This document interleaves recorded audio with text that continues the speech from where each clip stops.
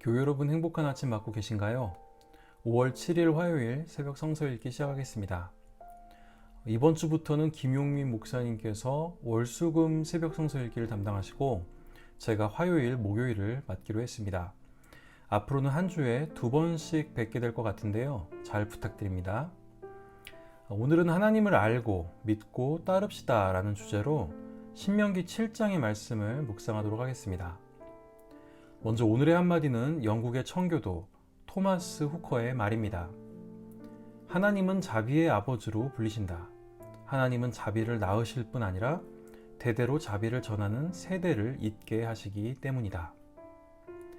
오늘 본문인 신명기 말씀도 하나님의 인애, 자비에 대한 말씀입니다. 그러면 오늘 본문인 신명기 7장 6절에서 11절 말씀을 봉독하겠습니다. 당신들은 주 당신들의 하나님의 거룩한 백성이요 주 당신들의 하나님이 땅 위에 많은 백성 가운데서 선택하셔서 자기의 보배로 삼으신 백성이기 때문입니다. 주님께서 당신들을 사랑하시고 택하신 것은 당신들이 다른 민족들보다 수가 많아서가 아닙니다. 오히려 당신들은 모든 민족 가운데서 수가 가장 적은 민족입니다. 그런데도 주님께서는 당신들을 사랑하시기 때문에 당신들 조상에게 맹세하신 그 약속을 지키시려고 강한 손으로 당신들을 이집트 왕 바로의 손에서 건져내시고 그 종살이하던 집에서 이끌어내어 주신 것입니다. 그러므로 당신들은 주 당신들의 하나님이 참 하나님이시며 신실하신 하나님이심을 알아야 합니다. 주님을 사랑하고 주님의 계명을 지키는 사람에게는 천대에 이르기까지 그의 언약을 지키시며 또 한결같은 사랑을 베푸시는 신실하신 하나님이심을 알아야 합니다. 그러나 주님을 미워하는 사람에게는 당장에 벌을 내려서 그를 멸하십니다. 주님께서는 자기를 미워하는 사람에게는 징벌을 늦추지 아니하십니다. 그러므로 당신들은 오늘 내가 당신들에게 내리는 명령과 규례와 법도를 잘 지켜야 합니다. 아멘. 오늘 본문은 신명기입니다. 신명기의 신자는 하나님을 뜻하는 신이 아닌 되풀이할 신자로 모세가 하나님의 율법을 되풀이해서 신신당부한 말씀이라 보시면 될 것입니다. 신명기의 중심 신학은 하나님의 계명을 순종하면 축복이, 불순종하면 심판이 따를 것이라는 인과응보의 신학이라 할 수 있습니다. 신명기에는 이전 율법과는 다른 한 가지 독특한 관점을 추가하고 있습니다. 하나님이 정하신 한 곳에서 한 분이신 하나님을 섬겨야 한다고 강조하는 점이 바로 그것이지요. 이스라엘의 역사 가운데 이러한 신명기 신학이 실현된 특정한 시기가 있었습니다. 바로 기원전 7세기경 남유다의 요시야 왕 때였죠.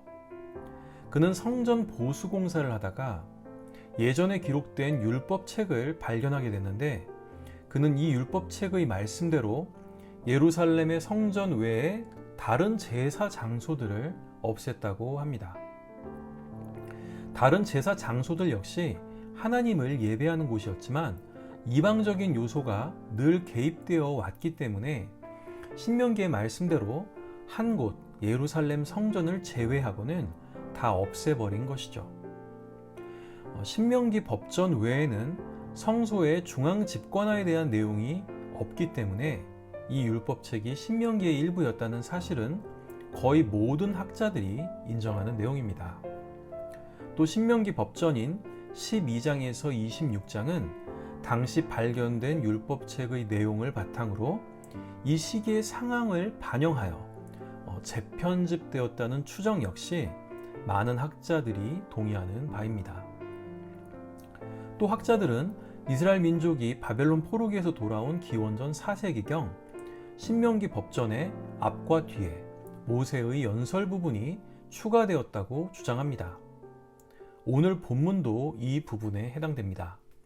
포로기의 쓰라린 경험 이후 민족적 정체성을 세워야 하는 이러한 역사적 배경으로 인해 신명기는 한 하나님, 한 율법, 한 성소라는 신앙의 배타성을 더욱 강조하게 된 것이죠.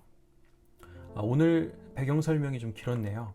하지만 오늘 본문을 이해하기 위한 중요한 부분이라고 생각해서 설명에 시간을 좀 드린 점 양해 바랍니다.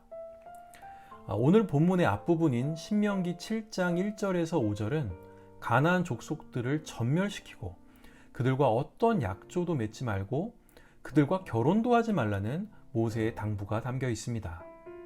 특히 이방 여인에게 홀려서 그들과 결혼하게 되면 그들이 믿는 이방신을 섬기게 되어 심판을 받게 될 것이니 그러지 말라는 것이죠. 또 같은 신명기 계열의 역사서인 여호수아서는 가나안 족속이 전멸되었다고 기록합니다. 하지만 이는 역사적 사실과는 좀 다릅니다. 신명기 역사서를 기록한 기자가 당시에 가나안 족속들을 전멸시켰다면 우리가 이방신을 섬겨서 바벨론으로 끌려가는 심판을 당하지 않았을 텐데 하는 신학적 관점에서 이를 기록한 것이라 보시면 될 것입니다. 이제 오늘 본문입니다. 6절은 왜 이방 민족과 섞이지 말아야 하는지 그 이유를 설명합니다. 이스라엘은 하나님께서 선택한, 다시 말해 구별된 민족이기 때문이라는 것입니다. 7절은 하나님이 이스라엘을 선택하시고 사랑하신 이유를 설명하는데 다른 민족들보다 수가 많아서가 아니라고 합니다. 고대 근동에서는 후손의 숫자가 신에게 축복을 받은 증표였기 때문에 이런 말을 했으리라 봅니다. 이스라엘은 숫자가 작은, 그래서 내세울 것이 없는 민족이었습니다. 8절은 그럼에도 불구하고 하나님께서 이스라엘을 사랑하셔서 이집트의 왕 바로의 손에서 건져내시고 종살이하던 집에서 이끌어내셨다는 사실을 말합니다. 9절과 10절은 하나님의 보응에 대해 이야기합니다. 주님은 주님을 사랑하고 주님의 계명을 지키는 사람에게는 천대에 이르기까지 한결같은 사랑을 베푸시고 주님을 미워하는 사람에게는 당장의 벌을 내려서 그를 멸하시는 분이라고 이야기합니다. 신명기 신학의 특징인 인과 응보가 잘 나타나 있네요. 마지막 11절입니다. 이러한 이유 때문에 모세가 이스라엘에게 내리는 명령과 규례와 법도를 잘 지켜야 한다는 것이죠. 이 말씀을 통해 우리가 알아야 할 사실은 무엇일까요? 첫째, 하나님은 배타적인 분이 아니라는 사실입니다.